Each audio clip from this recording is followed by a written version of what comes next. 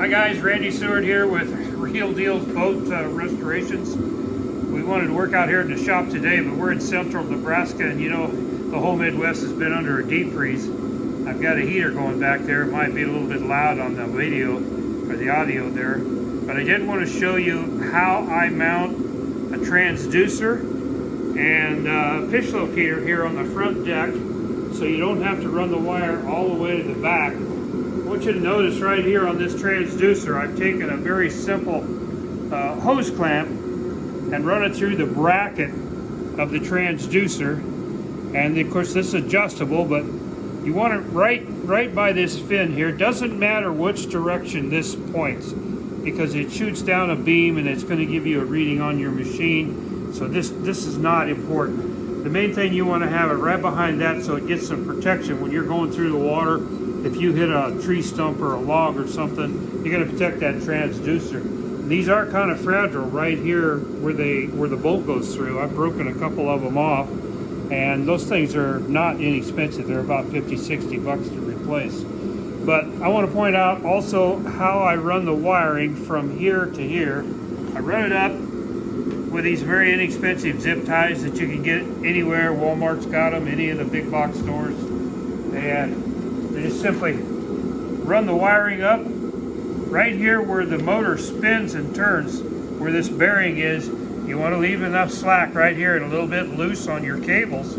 Otherwise, if you turn a 360, you're gonna put pressure on that cable and you could possibly break it. And if you ever do break one of these cables, guys, just get your solder gun out and solder them back together.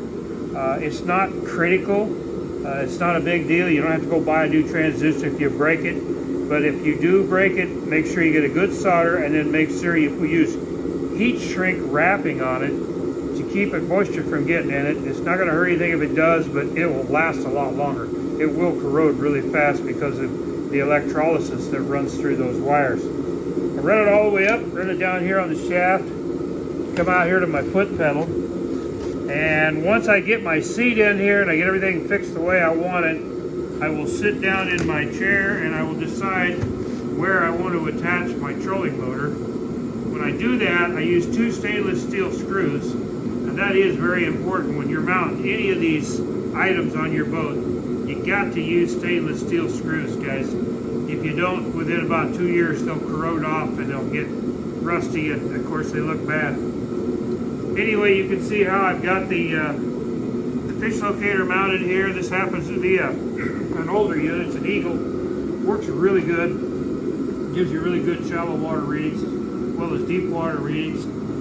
As I said, we're on a budget here with the boat, so we picked up a couple of really good fish locators on Marketplace. You can get some really good buys on Marine Electronics. You know, people trade their boats and they upgrade and they do various things, and they throw them in a box in their garage and they decide they want to get rid of them.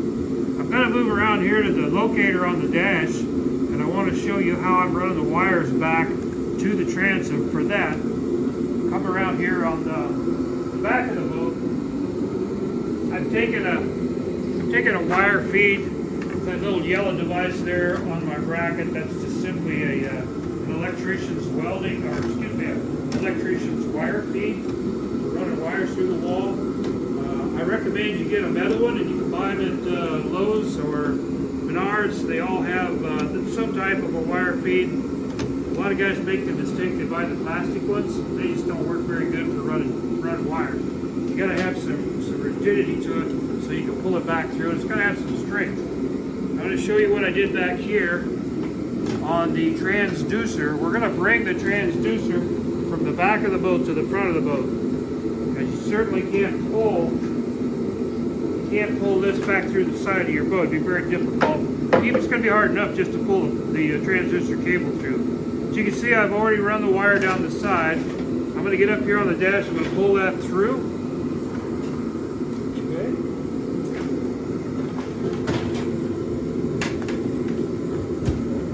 And there, they can be really stubborn, man. I'm going to help this one, get this one started. Maybe. There we go.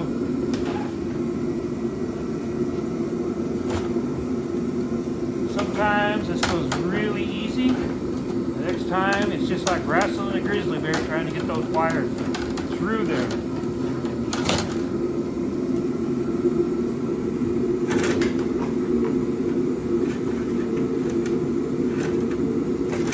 I guess what's going to be a grizzly bear?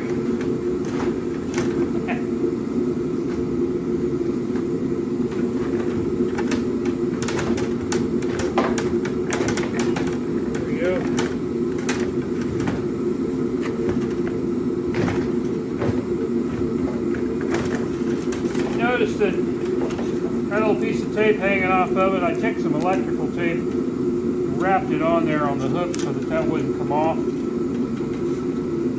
But see how easy that works? These things right here are about, I think they're about 50 bucks. I'll tell you what, you will use it and use it and use it. Not just for boats. I have run electrical wires in my house, here in the garage.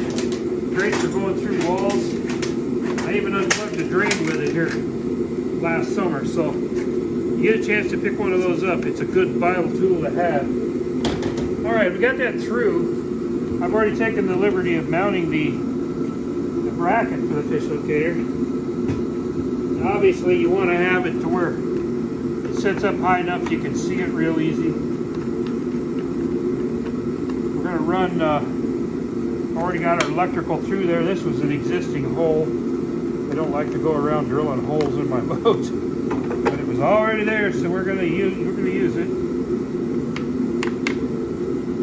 But there again, guys, stainless steel screws. You cannot just put regular screws, sheetrock screws, or whatever on here, because they will rust on you really bad. Now, when I'm in here driving the boat and I've got the seat all set up, be able to see it really easy. It's going to work great for me.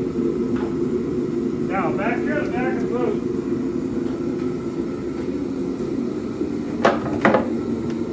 Transducer. Try and get your cables all undone. Step around here, Justin, and I'll show them where the transducer goes.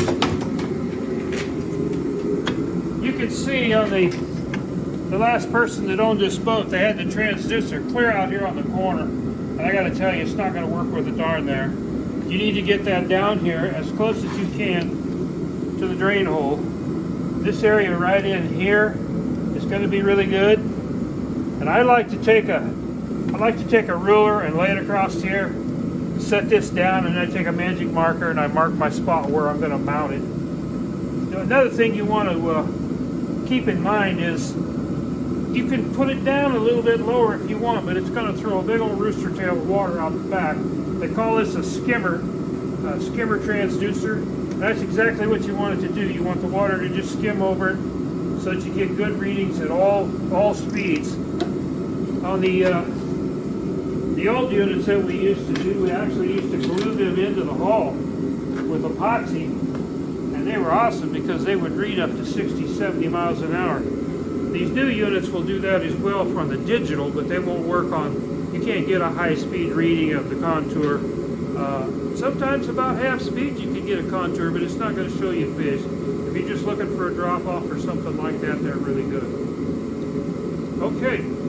We're going to keep moving on the boat here, and we'll get into mounting some of these other brackets, and hopefully my seats are going to come in here pretty quick, and we'll keep moving.